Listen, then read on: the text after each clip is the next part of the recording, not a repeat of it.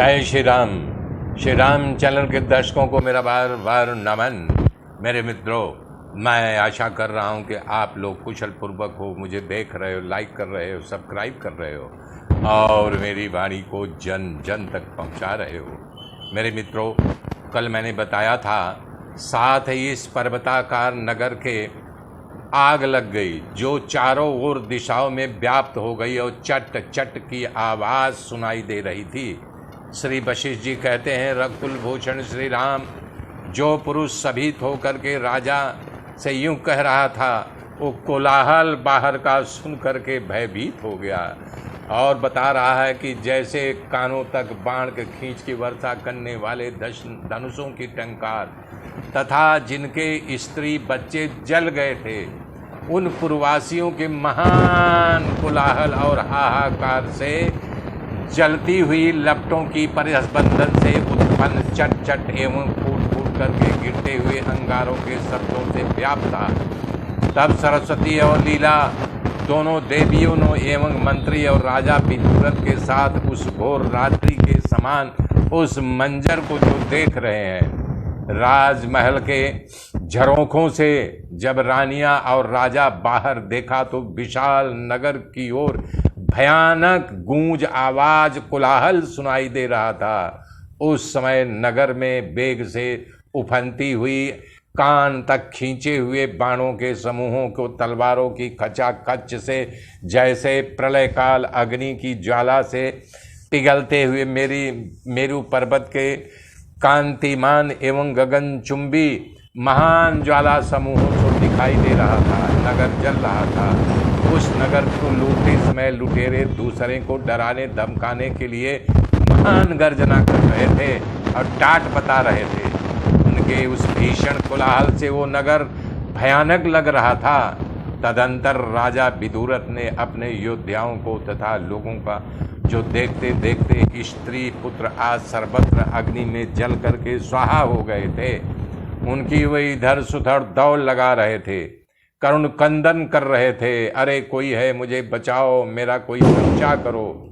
ये तो सदाचार से हीन महान अनुचित कार्य हो रहा है कि जिसके यानी कि बीवी बच्चे यानी कि बचे हुए हैं, जिनके पुरुषों को जला दिया गया, काट दिया गया, उन औरतों को भी लूट खसोट कर रहे हैं। जैसे लक्ष्मी कमल कोश में प्रविष्ट होती है और उस राजमहिषी ने यौवन से मद हो करके राजा द्वारा अधिष्ठित उस गृह में प्रवेश किया, उस समय वो हार के छिन्न भिन्न हो जाने से व्याकुल एवं भय से घबराई हुई थी। उनके पुष्पहार वस्त्र जो इधर उधर हिल गए थे, वो सखियां और दासियां उनके पीछे पीछे चल रही थी।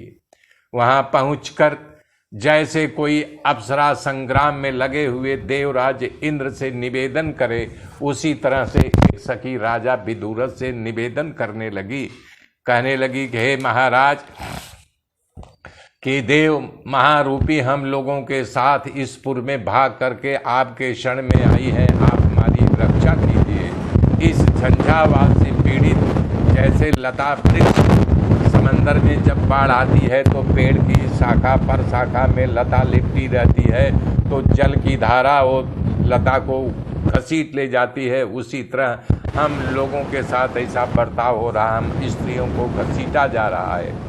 अस्त्र शस्त्र से सुसज्जित हमारे साथ जो है शत्रु आपके अन्याय कर रहा है और आपके रानियों का अपहरण कर रहा है। अचानक धमके हुए उस उदंड शत्रुओं की बाढ़ के द्वारा नष्ट भ्रष्ट किए गए बड़े बड़े की भांति अंतःपुर में सभी संरक्षक लोग को चकनाचूर कर दिया है मार करके। इस प्रकार लोगों को जो विविध प्रकार की विपत्तियों में फंसा है नगर, इस नगर की विपदा को कैसे दूर हो, उसका सर्वदा निराकरण करने के लिए आप ही समर्थ हैं राजन। ये सुन करके राजा ने दोनों देवियों को देख करके उनसे कहा, देवियों, मैं युद्ध के लिए जाता हूँ, अतः आप मुझे क्षमा करें।